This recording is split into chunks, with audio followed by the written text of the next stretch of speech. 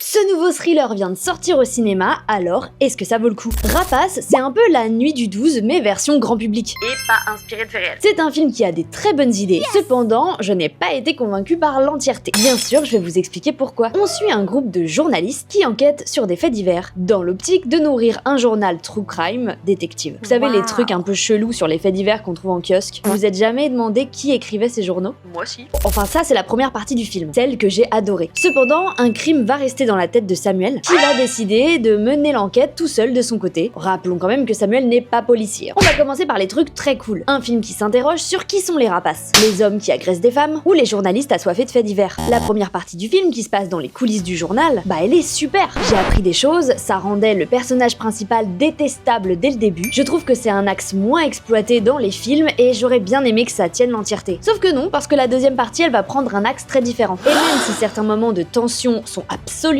glaçants, bien mis en scène et vont vous coller au siège tellement vous allez être angoissé, ben l'enquête que mène Samuel elle est pas forcément crédible pour autant. Malheureusement le film finit par rentrer dans le cliché. Ceux qui agressent des femmes sont forcément des hommes effrayants avec des capuches, masculinistes pro-blancs, dans des bourgades où ils font même copain-copain avec la police. Le réalisateur le dit lui-même, il a pas voulu donner de leçons de morale. Le problème c'est qu'utiliser les féminicides pour rendre son récit attractif et intrigant, je suis pas sûre que ce soit la bonne méthode quand on dit ouvertement « je n'ai pas voulu enfoncer des portes ouvertes ». Bref, je vous laisse vous faire votre propre avis. Je pense qu'il plaira à la majorité, mais j'ai hâte d'avoir vos retours en commentaire, alors pense à t'abonner.